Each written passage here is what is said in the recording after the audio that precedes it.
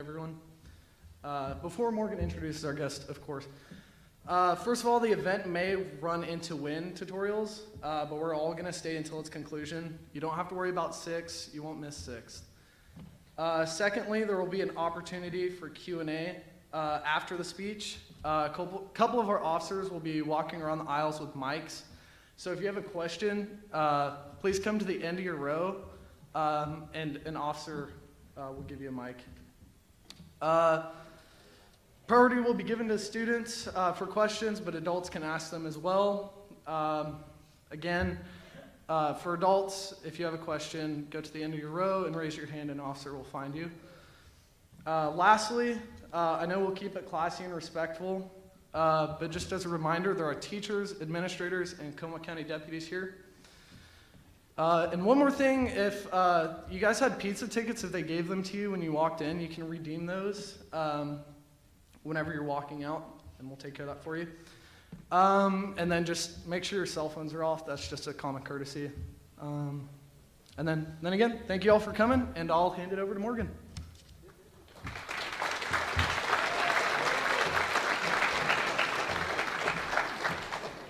Hi, everybody. My name is Morgan Moya, and I'm the chairman for the Young Americas for Freedom chapter here on campus. And before I introduce our speaker, there are a few people our chapter would like to thank. Firstly, a huge thank you to the Young Americas Foundation, who has been working with us these past few months and made this event possible. We could not have done it without you. Secondly, we'd like to thank the New Braunfels Republican women and Comal County Republicans who have served as ushers for this event. We would also like to thank Principal Davison for helping make this event possible. Thank you to all the parents who have supported us both as individuals and as a chapter. Lastly, we would like to personally thank Mr. Kroll, who not only has been our teacher sponsor for the past few years and driven our chapter to the Capitol, but who also took time out of his evening last night to stay in the pack while crew members set up for the event. So thank you, Mr. Kroll, for always supporting and inspiring us. There you go.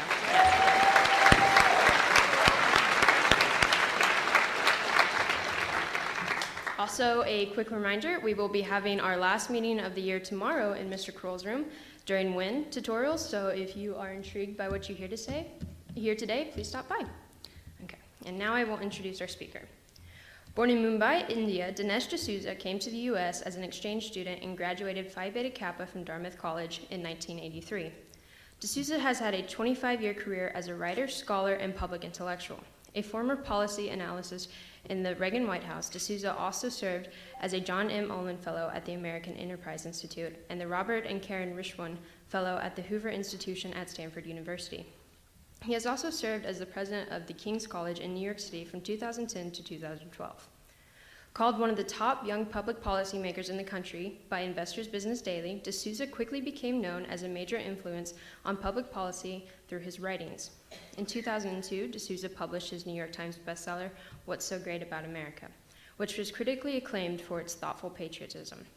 Since 2010, D'Souza has written 2 other New York Times bestselling books, God Forsaken and Obama's America, Unmaking the American Dream, the latter climbing to #1 on the New York Times bestseller list and inspiring a documentary on the same topic. The film, called 2016 Obama's America, has risen to the second highest grossing all-time political documentary, passing both Michael Moore's Sicko and Al Gore's An Inconvenient Truth. These endeavors, not to mention a razor-sharp wit and entertaining style, have allowed D'Souza to participate in highly publicized debates and various topics across the country. One of D'Souza's favorite venues for debates and speeches has been college campuses. During the past 20 years, he's appeared at hundreds of colleges and universities and spoken with hundreds of thousands of students. However, today he has come to Canyon High School to speak with us. So please help me in welcoming Mr. Dinesh D'Souza.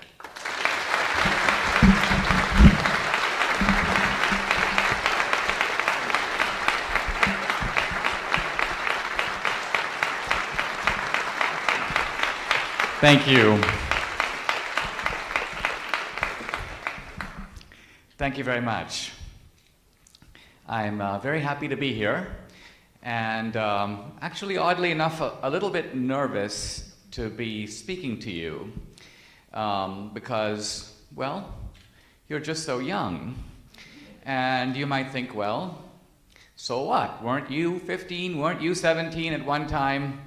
Well, when you become my age, you realize that you were at one time 15 or 17, but you've completely forgotten.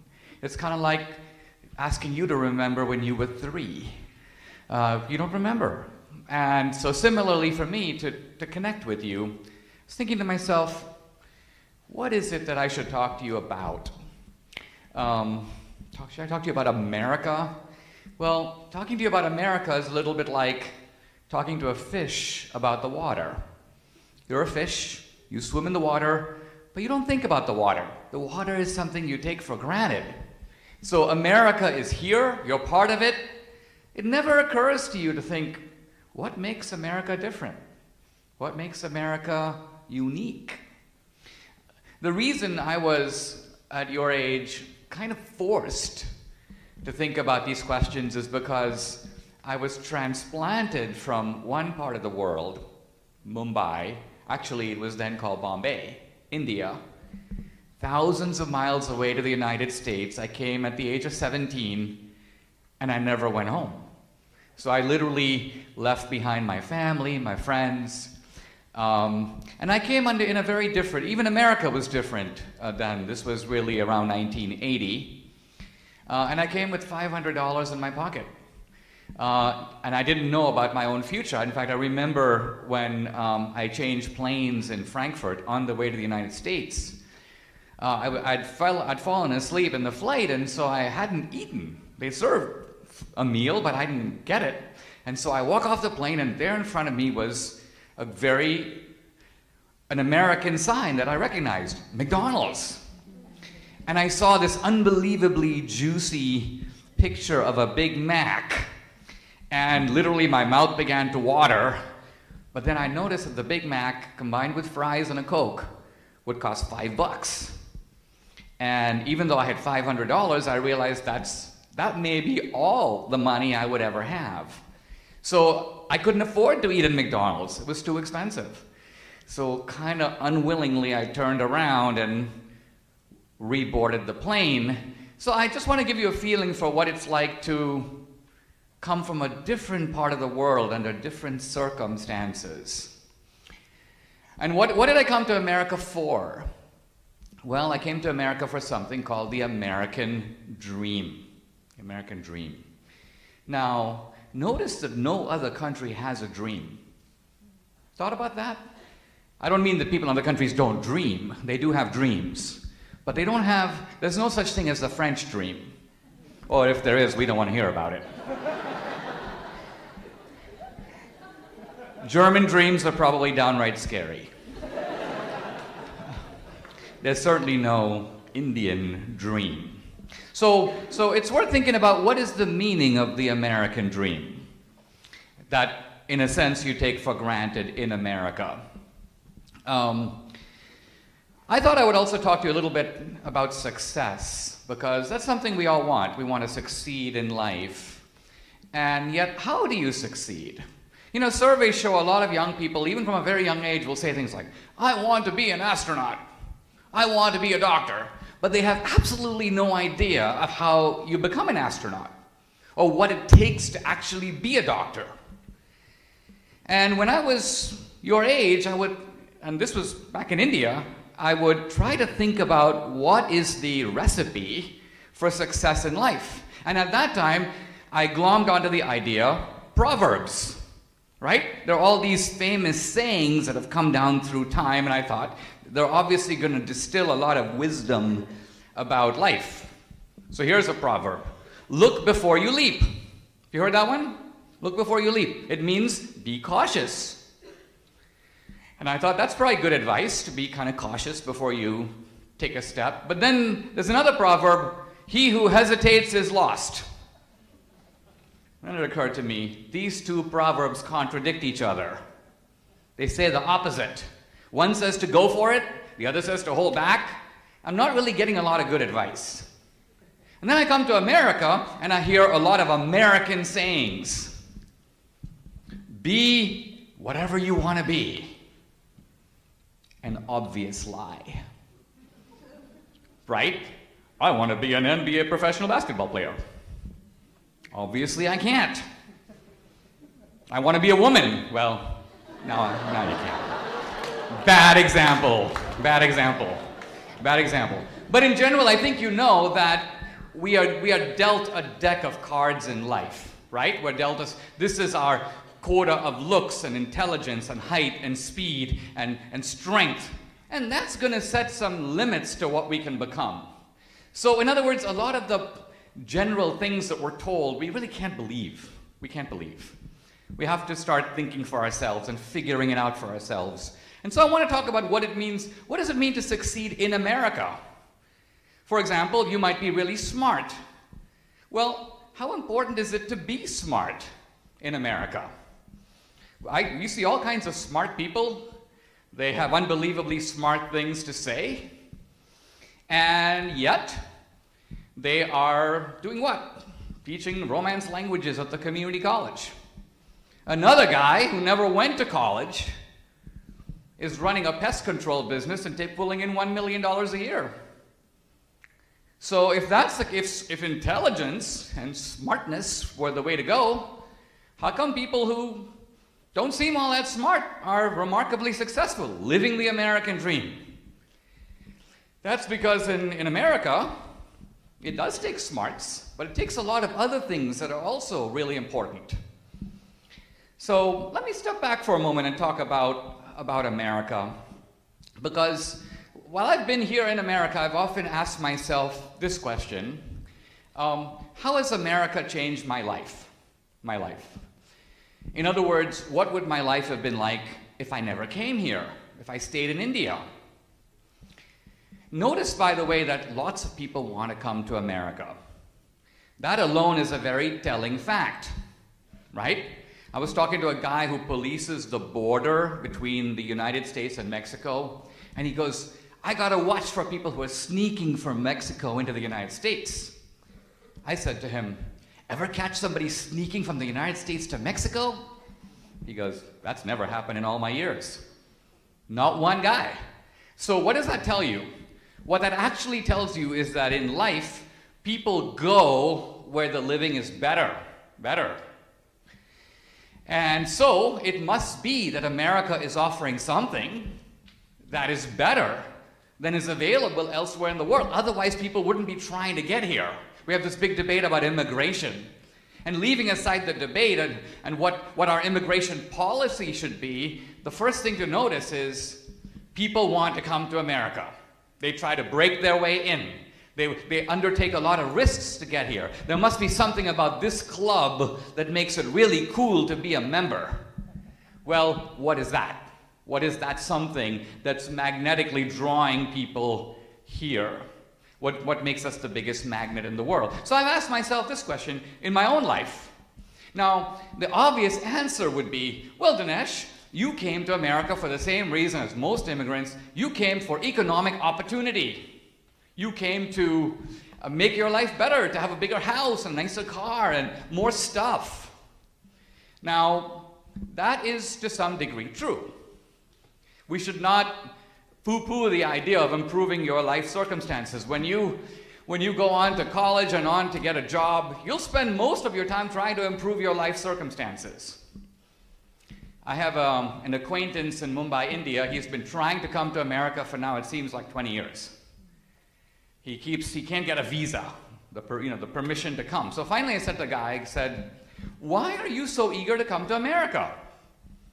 He goes, Dinesh, I really want to move to a country where the poor people are fat.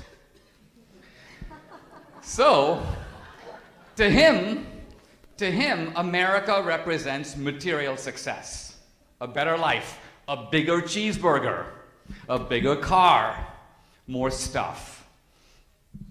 And more stuff is good. More stuff is good. But when I look at my own life, see, I grew up in a middle-class family. My dad was an engineer, my mom a school teacher. So I'm not part of the Indians that you saw in the movie Slumdog Millionaire. In other words, I didn't grow up like out of grinding necessity. I grew up by American standards poor. I mean, our family had a car. But what's interesting is that I would ride in the back seat and my dad would drive. I would look down and I would notice that I could see the ground. This was not a good sign. I kind of felt a little bit like Fred Flintstone. But what I'm getting at is, nevertheless, I grew up in the Indian middle class. And although I didn't have a lot of luxuries, at that time, growing up in India, no TV, not just me, no one. No phone. Forget not cell phones, no phone in the house. No hot water to come out of a faucet. And I don't just mean to wash your hands, no hot water to bathe. So this was the world I grew up in, but nevertheless, by Indian standards, middle class. And if I look at America, is my life materially better? It is. I have more. But that's actually not the way in which my life has changed the most. My life has changed the most in other ways. How? Well, one thing I've noticed in America is that you can do stuff with your life that you can't do in other parts of the world. You can become things that you can't become elsewhere. I have a nephew now in America who wants to be a comedian. Now, in America, that is something that you can tell your parents with a straight face. Dad, I want to become a comedian. Now, I assure you, when I was a kid at 17, if I went to my grandfather and said, Grandpa, I want to be a comedian, he wouldn't even know what to say. I'm not saying he'd be against it. He would literally think he needed to put a thermometer under my tongue and take my temperature. He would think I was nuts. Why? Because that's just not an option available to you. If I had stayed in India, the chances are I would have lived my whole life in a 10-mile radius of where I was born. I would never move. In fact, I grew up in the house that my grandfather built, and my father lived in it his whole life. We never moved. If I lived in India, I would have probably become the same thing as my dad. I would have become an engineer or a doctor like one of my uncles. I would have a whole set of opinions that would be predictable in advance. So what am I trying to say to you? What I'm trying to say to you is that my life over there, my destiny would have been given to me. This is your life. We can draw it out in advance. You want to know what you're going to think about this? Pretty much it's what your dad thought. You want to know what you're going to do about that? Pretty much what your grandfather used to do. I'm not saying I would have no choice. I'd have choice. But the choice is within more confined parameters. Part of what we realize about cultures are very different. Sometimes when you go to college, people will deny this. They'll say things like, all cultures are basically the same. That's another big lie. All cultures can't be the same. If all cultures were really the same, no one would ever emigrate from one culture to another. The reason you do that is you think that the other society is better. There's going to be more for you over there. Fundamental things are perceived differently in different cultures. Consider love. Love. Now, love is a very important American value. You might say, what do you mean by that, Dinesh? Don't people everywhere fall in love? Yes, but not everywhere is love considered to be a valid thing to do.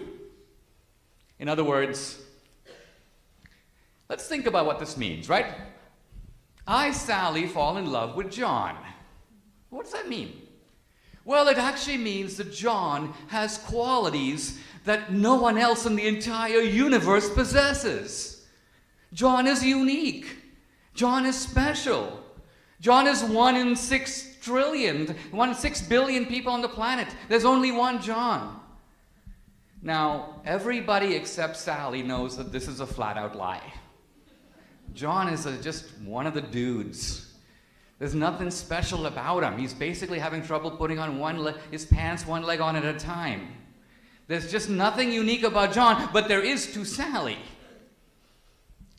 Right? So if you go to other cultures, you discover that this whole business of falling in love is seen totally differently. For example, when I grew up, my grandmother told me that falling in love is basically a mild form of insanity. Why? Because you see in somebody qualities that every other person on the planet knows that they don't have.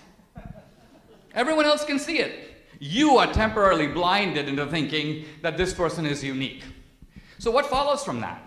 What follows from that is that in other cultures, and in this case I'm talking about India, the basic idea is that your parents your uncles, your community, your society, they should all have a kind of veto power over whom you choose to marry.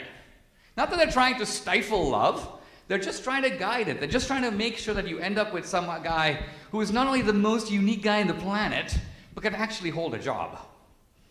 In other words, what they're trying to do is look out for the interests that seem to be set aside when you fall in love. Now, I'm telling you this not because I want to comment about love, I'm just showing you that different cultures see the world totally differently. And so the question you want to ask is, what makes our America, unique? What makes it different? Well, here's one thing that makes it different. I'm just looking at the audience here, and I look around in my own class in Arizona, where I went to high school, or Dartmouth. I see a whole sea of faces, people from different backgrounds, different races, different cultures. So I think to myself, how interesting this can happen in America. In other words, here's what I mean. I could pick one of you at random and say, okay, you can come to India, you can live there for 25 years, you can work there, but here's something you can't do. You cannot become Indian. It's not possible. It doesn't matter how long you live there. It doesn't matter if you apply for citizenship. It doesn't matter if you marry an Indian. Nobody cares. You can't become an Indian. Why? Because to be Indian, you require two things: brown skin and Indian parents. In other words, being an Indian is a matter of blood and birth. That's it. But I notice in America that's not the case. We have the Irish and the Italians and the Jews, and then more recently the Koreans and the West Indians and the Pakistanis, and they come to America and they become American. And what does that mean? What that means is that in America, being an American isn't just a function of blood or birth, it's a function of embracing something, an American way of life, an American dream. An American dream. This dream, according to Thomas Jefferson, is called the pursuit of happiness. The pursuit of happiness. So the American dream isn't actually happiness, it's the pursuit of happiness. Happiness is a kind of a goal, but most of your life in America is getting there. It's the journey to the goal. And for the American founders, I mentioned the American founders, it's worth noting that America is the only country designed on a piece of paper. Think about that. Most countries aren't like that. Nobody in India sat down and said, oh, well, let's decide what it means to be Indian. No one ever thought of that. India just kind of came along through the centuries. But here in America, a bunch of people sat around a table in Philadelphia and they drew up the blueprints of American society. So America is invented. Every other country is just a product of history. America is unique in that way. So what I want to ask is, what's unique about the American founding? What's unique about it? Well, according to the American founders, what's unique about America is that this country is based upon emphasizing three types of freedom. 3 types of freedom. I want to say a word about those because they all affect your life in a very direct way. Here's the first type of freedom. Economic freedom. Economic freedom. What does economic freedom mean? Economic freedom basically means something very simple. If you earn it, you can keep it. Abraham Lincoln put it pretty well when he said, the hand that makes the corn should be the hand that eats the corn. The guy that makes the corn gets to eat the corn. In other words, it's your stuff and you get to keep it. Now we all realize we have to pay taxes in a society, we have to give government its due, but by and large the presumption is that if you grew it, if you made it, if you thought of it, if you wrote it, if you invented it, it's yours. It's yours. That's the first freedom. Very important one, economic freedom. Here's the second freedom, freedom of speech and religion, which is basically the freedom to speak your mind. To speak your mind. Very important freedom. Because it basically means in a society, you can't have a democracy, you can't have a debate, you can't even have a discussion if people can't speak their minds. Now, what does speaking your mind mean? Speaking your mind means being able to listen to someone who doesn't agree with you, digest what they have to say, and then respond. Freedom of speech does not mean, hey, here's a poster for a speaker on campus. I don't like what this guy stands for. I'm going to pull the poster down. That's called little Nazi behavior. Little Nazi behavior is not good. Why? Because we don't really want little Hitler youth in this country pulling down other people's posters. It may seem like a small thing, but it's actually a very big thing. Just like if you walk into a church and you take the host and you step on it, it's not a small thing. It may seem like a small thing. After all, it's only a wafer, but it's not a wafer. So think before you do this kind of stuff. Why? Because freedom of speech is one of our core principles. So economic freedom, freedom of speech. Here's the third one, political freedom. Political freedom means we live in a democratic society. We all have a say in our government. And we all get to vote every 2 years, every 4 years, decide who our president, who our leader should be. Notice that even though we had an election in November, there's a huge brouhaha in this country, if you follow the news, which is still basically arguing about the election. It's still basically on the assumption that the election is somehow invalid. I mean, have you ever heard calls for Trump needs to step down? Well, he literally just took the oath of office. Why does he need to step down? Well, it's something to do with this guy, Comey. He wrote a memo. Where's the memo? No one's seen the memo. But a reporter for the New York Times talked to a guy who talked to another guy who claims that there is a memo. Here's what I'm getting at. It's very strange what's happening in America today, because even though we had an election, and normally after an election, there might be a lot of yelling and screaming before the election, but after the election, people settle down. And they basically say, all right, I may not like the guy. In fact, I was no fan of Obama. And to be honest with you, Obama was no fan of me. Now, people might say, oh, Dinesh, don't say stuff like that. He's the president of the United States. What makes you think he gives 5 minutes to think about you, etc.? But I did make a movie about Obama. And I did something that was kind of naughty from his point of view, which is I went to Kenya. I showed up at his family homestead. I met his grandmother. I found his brother. His brother was living in a small hut in Nairobi. So I thought this was kind of interesting. Here's Obama. He's like, we are our brother's keeper. Well, here's Obama's actual brother, and he's the guy living in Slumdog Millionaire. Obama's apparently done nothing for him. So I put all this in my movie. And then attacks on me by name began to appear on a website called barackobama.com. So that's why I got the idea that maybe the big man in the White House was not too happy with the movie. Anyway, the point I'm trying to make is there's an election. You may not like Obama, but nevertheless, you didn't find me at his inauguration bashing the local Starbucks, or setting cars on fire, or trying to block people from going to the ceremony, or demanding a recount even though he obviously won, or trying to say things like, well, it's true that Obama won, but under the Norwegian rules of politics he would have lost, which is kind of what you hear about Trump. Well, it's true that Trump won, but had we been deciding elections according to the popular vote. See, remember, in all these things, we agree on the rules in advance. It's kind of like in tennis. We say, okay, it's going to be 5 sets. First guy to win 3 sets wins the match. Now, it's quite possible that someone can win more overall points and still lose. Here's a tennis result. Federer versus Nadal. 6-4, 6-4, 0-6, 1-6, 6-4. Federer wins. But actually, if you add up those scores, you'll see Nadal won. He got more points. But who cares? We're not counting points, we're counting sets. Essentially, democracy is about fair play. It's about having a set of rules and playing by the rules. That's part of what it means to be in America. One of the sayings I learned in America, I'd never heard it before. What goes around comes around. What does it mean? It means that we in this country believe in cosmic justice. Someone can get away with it, but they're not going to get away with it forever. At some point, it's going to catch up with them. Fair rules. Fair rules.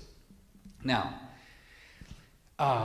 when I first came to America, I went to Washington, D.C. after college. I was invited to a reception by then Congressman Schumer, now a senator.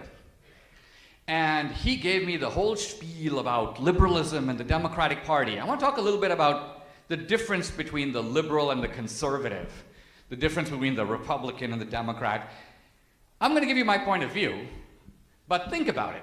It's worth thinking about these things, and really, if you think about the real benefit of being in high school, it's the benefit of having that curiosity that you had as a kid not drummed out of you. Not drummed out of you. It gets a little drummed out of you over time. If you look at most college students, most of their curiosity is drummed out of them. They have that kind of bored expression.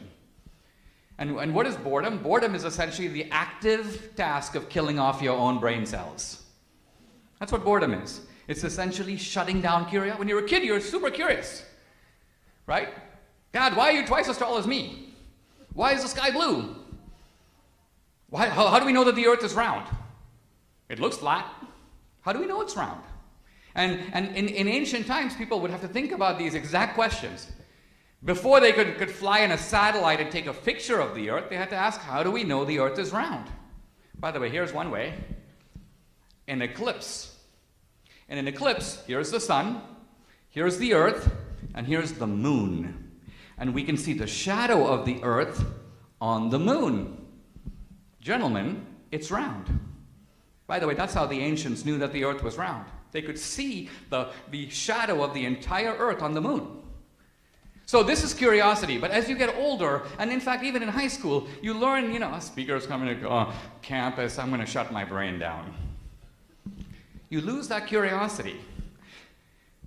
Now, one reason I want to say a word about conservatism in America is because today a lot of young people don't know what it is. Conservatism. Because think about it, conservatism is about conserving. So you might ask the question, what is it that conservatives want to conserve? What are they trying to conserve? And why is there a big fight about it? What's so controversial about what conservatives believe? Well, the truth of it is, what conservatives want to conserve are the principles of the American Revolution. That's what we're trying to conserve. Now, people say, well, the American Revolution was 200 years ago. Are you trying to bring that stuff back right now? No, we're not trying to do that. You have to distinguish the principles of the founding from the world that we live in now. We're trying to figure out how do you apply eternal principles to changing situations. So what does it mean to have those principles of the founding in the 21st century? And why is this controversial? Because things that conservatives consider obvious have now become a business for a fight. Take the simple principle that you get to keep the stuff that you make. You get to keep the stuff that you earn. It seems obvious. Who would possibly be against that? If somebody were to come to you and say, oh, you know what? It was Halloween and you got this big bag of Halloween candy, but look around, notice that some of the other people have smaller bags, so we're going to be reaching into your bag to take a bunch of your Halloween candy to spread the candy around. You'd be like, are you insane? That's my stuff. Or if someone were to come to you and say, oh, you know what? You just got an A- on your test, but you notice that some other kids got C's and D's. And perhaps their circumstances are a little more disadvantaged than yours. They didn't have the opportunity to study quite as hard. They didn't have the same parental upbringing. So how about we redistribute some of your GPA and give some of your grade points to them? You'd be like, are you nuts? I worked hard for those grades. Those are my grades. Well, the same principle applies when you're out in the workforce and you get your paycheck and you think, wrongly as it turns out, that it's yours. Because there's a whole other group in this country, we call them Democrats, trying not to make that a swear word, and their argument is that the stuff that you earn is the common property of society that if Congress wants to, it should be able to take and give to somebody else. Now, let's be careful here, because the American founders did talk about the government promoting the common welfare. The common welfare. But think about this for a moment. The common welfare is the welfare of everybody. Here we are in Canyon High School. What's the common welfare? Well, the common welfare, for example, is let's keep Canyon High School safe. Let's make sure that we have some cops who don't let outsiders on campus where they can take advantage or prey on or steal from students. That benefits everybody to do that. That's the common welfare, and that's why we have cops in America and we have a Defense Department, because it's to protect the security of all of us. But now the government comes along and says, oh, Dinesh, let me reach into your back pocket, lift out your wallet, help myself to it, and then turn it over to some other guy. I say to myself, where's the common welfare? As I see it, you're picking the pocket of Peter to pay Paul. Now, I can fully understand that any government that systematically robs Peter to pay Paul can totally count on Paul's support. And here we have an explanation for the democratic voter, right? Any transaction that's moving money from there over to me, I'm in favor of. But it seems to violate the simple principle, the Lincolnian principle. Remember, Lincoln's the founder of the Republican Party, that the guy who makes the corn should be the guy who eats the corn. And our government does all kinds of stuff that in the private society you would never condone. Let's say your neighbor came to you and said, hey, Bill, you know, I'm pregnant. I didn't mean to do it, but I am. And I want you to give me $400 a month so I can support this unplanned pregnancy that I'm going to have. Now, first of all, I would submit that very few people would go, absolutely. At the very least, you'd say, well, listen, you know, okay, I'll try to help, but, you know, you got to be more careful. You got to do this, you got to do that. You got to, and finally, if you can ever pay me back, I'll expect you to do that. And if a year later, the same person shows up and goes, shoot, I don't know how to tell you this, but pregnant again. I'd like to have another $300 a month to, you know, tide me over. I think you would say, absolutely not. But the government doesn't do that. For the government, it's simply a matter of statistics. Do you qualify? Yes, you do. Here are your benefits. You qualify again? Here are your benefits again. In other words, the government does unconscionable things that if you and I were made to do them would be outrageous. I'll give you a final example. I know I'm running out of time. I need to leave time for questions. So let me just say this. In private life, if you go up to some guy and say, listen, I'm going to put a gun to your head. Give me all your money by force. And then you take the money and you say, I'm going to go now and find a very needy person and give all this money to them. Right? What would you call a person who did that? I would call them a dangerous criminal who needs to be locked up. And yet, if the US government does it, it's okay. It's okay. And that's what the US government does do. All right. Let me sum up. My goal in talking to you today is not to convince you to think this way or vote for that guy or to be a Trumpster or to be an anti-Trumpster.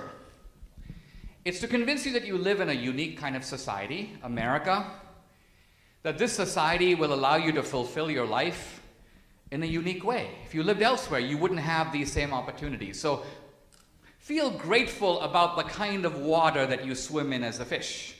It happens to be very good water, as it turns out. Lots of other fishes are trying to make their way over here. And finally, don't lose that innate curiosity that you had as a child.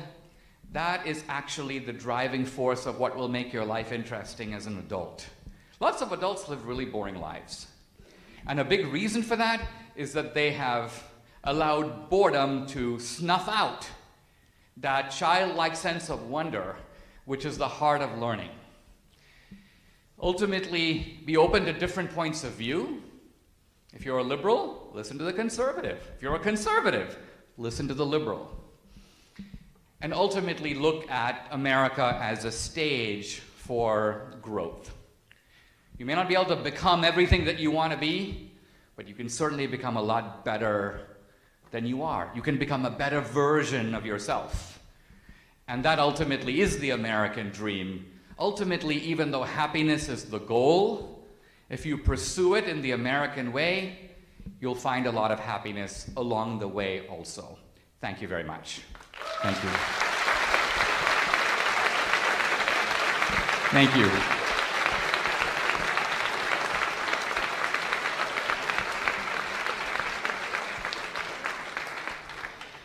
We have a few minutes for questions, and I believe we've got some mics in the audience, so I'm ready when the mics. Yeah, my name's Carter. We're going to be doing some Q&A, so if you want to ask a question, just raise your hand and I'll bring it over to you.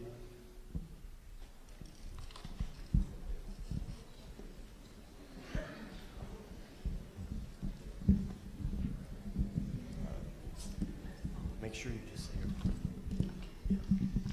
Hi, so my name is Maya Baim, and I'm a senior here. So you brought up some of the points about the American principles and how the conservatives want to preserve that idea. What is so different between America letting immigrants into our country, one of the reasons why you are here, and helping our own people in our country? People are here because they need help and more opportunities, and that's why you are here, as you called for more economic opportunities. So who are we as Americans to say that we will let other people into our country to help them, but not help ourselves? Good question. And the way to think about it is like this. If you have a club, you have a set of rules for who gets to be in the club. And you, the members of the club, the Americans who are here now, citizens, get to decide whether to have immigrants, how many to have, and what are the rules that they have to follow. In many other countries, they're very explicit about this. The Canadians will say, we need nurses. We're going to let in 10,000 nurses. The Australians will say, we need radiologists. We need agricultural workers. And we're going to let the people in who are going to benefit the people who live here now. They're very conscious about that. Now, immigrants, I think, have done a lot for this country. They've built this country. They've played a big role in this country. But it's very important to keep in mind a distinction between the legal and the illegal immigrant. Why? Because the club has set rules, and there's a long line. It's not easy to become a citizen. I came in 1978 for the 12th grade. I became a citizen in 1991. So it took me well over a decade, and an immigration lawyer, and many applications, and all kinds of stuff. So it's not easy to, and you don't want people who jump the line. And so a lot of times in our immigration debate today, we forget about the distinction between the illegal immigrant, and even the term illegal immigrant is wrong, because there's no such thing. If you're an immigrant, you're legal. If you're an illegal, you're not an immigrant. You've obviously not played by the rules. Swimming across the Rio Grande is not considered playing by the rules. So, by and large, that's the focus of our debate. America has every right to choose the people it wants. It should give priority to American citizens. The country exists for its own citizens. It's a social contract among citizens. So I agree with your priorities. Now, the country has decided to take a certain number of legal immigrants every year. I'm in favor of that, but I'm also in favor of enforcing our immigration laws. My wife, Debbie, who's here in the audience, Debbie's an immigrant from Venezuela. I'm an immigrant from India. So we obviously both are immigrants. We like immigrants. We like immigration. But we don't like illegal immigration. And this is where the media is being very sly. I mean, I read the New York Times. Immigrants living in terror in Trump's America. I'm like, I'm not living in terror. Why not? Because no one's trying to deport me. Why not? Because I'm a U.S. citizen. Because I came by the rules. So it's important. We're a nation of laws. Let's enforce them. But even then, for not talking about the illegal immigrants, but the people that are legally allowed to come over here, why are we focused on letting them in and helping them? I'm all for immigration, but you brought up the point of what's mine is mine and I shouldn't have to share it with other people. Why are we opening spaces to other people to come in and have economic success whenever we're not even willing to help out the people that have been born in America and have legally been citizens since the beginning of their generations? Yeah, because we'll remember that they too came, if they didn't come as immigrants themselves, many times they're descended from immigrants. So the immigrant pattern goes way back. Now, in the old America, where there was an infinity of land, you could come in the 1850s and there was no question. You could just go out as a homesteader and there was land available for you. We don't have that now, right? So I think we should have an immigration policy that asks, how do these immigrants help us? Now, if an immigrant is coming as an entrepreneur, they're going to start businesses, invest money, create jobs. That's good for natives. That's good for people here now, right? If someone comes as an agricultural worker in California, that's a tougher one because there are people who are willing to do agricultural work, but the immigrants will do it for less. That's a tougher question. And in the past, we used to have a guest worker program called the Bracero program, where Mexicans could come to America, work in the agricultural fields, no U.S. citizenship. Work, get paid, pay taxes, go home. So there are all kinds of in-between policies to consider, and it looks to me that our country is overdue for an immigration debate to sort out these very issues. All right, thank you. Okay? All right. Other questions? Any other questions?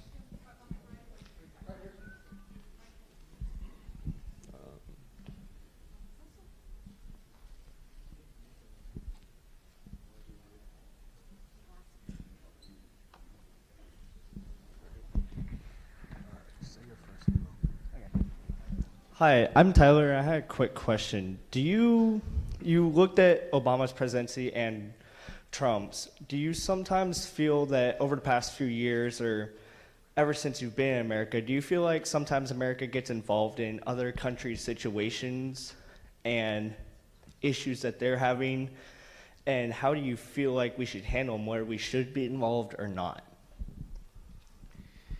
Very good question. This is about how involved should America be in sorting out the problems of other countries? And the answer is that unlike the Europeans, who have actually had a very long involvement in and familiarity with, the British, for example, came to India, I believe, in the 17th century. So they had been in India for 200 years, and they've left a very strong imprint. In fact, the reason I'm speaking to you in English right now, when I first came to America, I'd go around, people would go, "You speak unbelievable English." And I go, "Well, I've already been in the country for 4 weeks." They'd be like, "What?" But obviously I learned as a kid. But they didn't know that. They just thought it was unbelievable that I spoke really good English in America. But the reason I speak English at all is because of British influence in India. Now, coming to your question, America, because we're such a big continent and we're a little isolated from Europe and from Asia, by and large, our knowledge of these other cultures is quite low.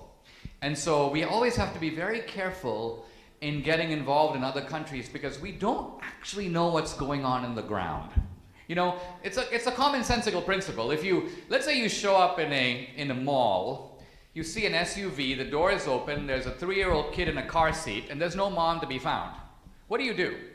You say, "There's a negligent mother who has left her kid. I'm calling 911, or I'm calling Child Protective Services." What do? Because you could be wrong. It could be that her other kid is having trouble and she just ran in to help him. He's in Starbucks and she has to grab him. And so the kid is not being neglected. You just don't know what's going on yourself. And so what do? You should be a little cautious. You should try to learn more. So the bottom line of America is we have lots of problems at home. I think Trump's idea that we should focus on American problems is good. Now, there are bad guys in the world who want to kill us. And that is the sad fact of the matter. And so recognizing that and not just saying, "Okay, well, you know what? We'll wait around here. When they show up to kill us, we'll then kind of do some things." It's good for us to have a foreign policy that is aware of dangers to American security. That's one of the main jobs of a government. Then one of the main jobs of the government, in fact, the main one, is to protect us from foreign and domestic thugs. The government, that's the first thing any government should do. And in fact, it should do nothing else if it can't do that. Everything else it does is secondary. So protecting us from foreign threats, that's a very legitimate job of the government. But in terms of trying to fix other countries' problems, I think we got enough here to worry about right now. Okay, let's take maybe one more question. All right. And I would like to then wrap it up. Or actually, there are two. I'll finish with both of you, and then I'll close out, okay? All right, where's the mic? Okay, sorry, go ahead. Hello there, sir. How you doing? I guess pretty good. Good. I thought it was one of those, questions that didn't need an answer. No, that wasn't my question. Don't worry. I'm just being cordial, I guess. I wrote down my question so I wouldn't forget. I and many others are continuing our education online with Ben Shapiro, Andrew Clavin, Stephen Crowder, Prager University, etc., many others. And in all honesty, I came upon those great political thinkers because of Milo Yiannopoulos. I saw him and the bombs that he was lobbing, and then I was like, well, I like the people he's making angry, but it's I can't ride gung-ho with him. And then I came across the others, and I was like, these are the people I like to listen to. But in the pursuit of political knowledge, am I selling myself short? Should I be looking at some other places, or are those political thinkers enough to counteract the narrative that we hear, and then also help with other generations? Well, in the political arena, that's a pretty good start. Those are smart guys. I would add Charles Krauthammer. There are other names I could add to the list. But also remember that that the greatest thought in any society is in general going to come from dead people. This may seem weird to say, but in general, the past has existed much longer than the present. The people who are walking around now are a tiny minority of the people who have lived. And through the past, wisdom has been distilled through the centuries, right? So you take somebody like John Locke. John Locke was actually one of the smartest men of the 18th century, worldwide, right?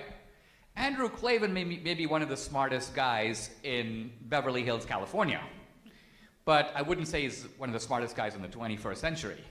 So what I'm getting at is by reading the classics, the great thinkers of the past, you become wiser than experience can ordinarily make you. You always think, well, experience is the best teacher. No, experience is very limited. It just happens to be all the bumbling fools that you run into every day. Your experience is limited to them.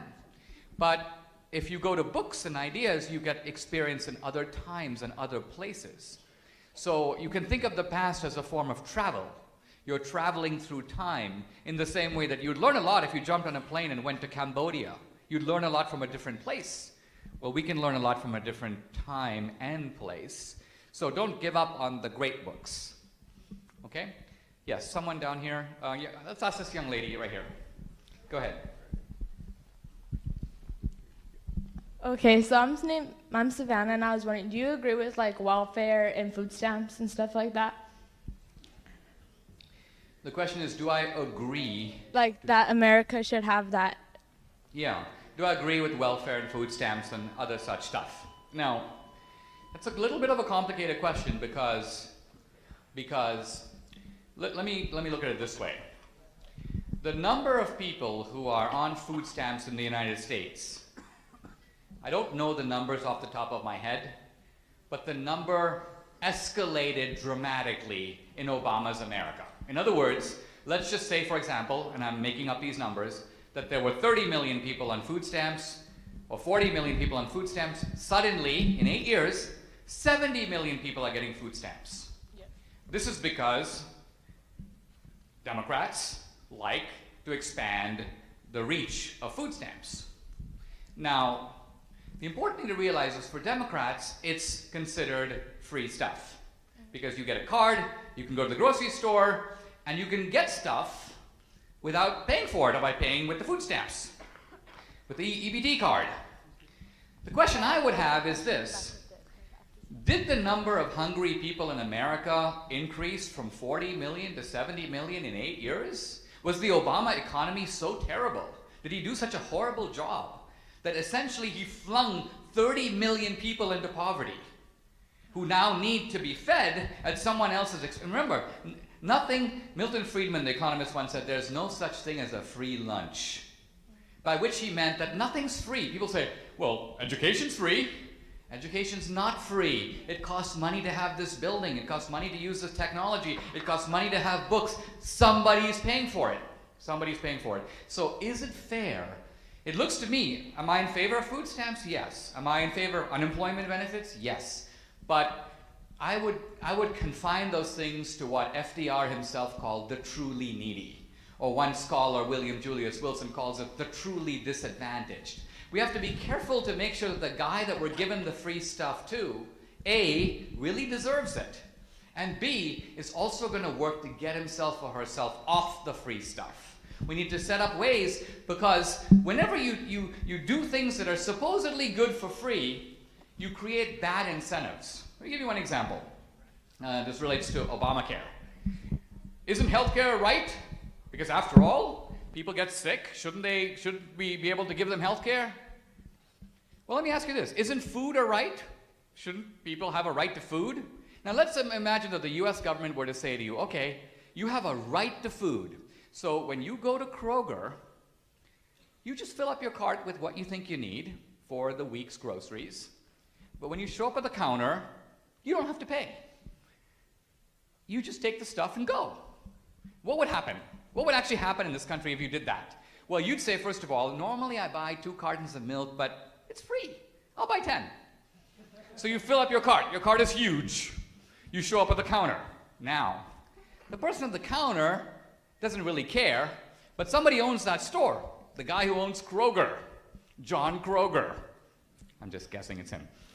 He goes, hey, I noticed people are taking all this stuff. But, an even more important realization, none of them are really paying. This is great, because since some other guy is paying, I will now start charging $40 for a carton of milk. Why? Because the guy's not going to care. It's free to him. He's not paying, so suddenly milk now costs $40. And who's paying? The taxpayer. The third guy who's not at Kroger, who gets no milk. That's the guy footing the bill. And who's ripping him off? 2 people are ripping him off, Kroger and the customer. Because the customer is taking more milk than he or she needs, and Kroger's making a profit that's undeserved because some third guy is being cheated. So what I'm getting at is that politics can be a form of cheating. Politics can be a form of 2 guys getting together to rip off some third guy.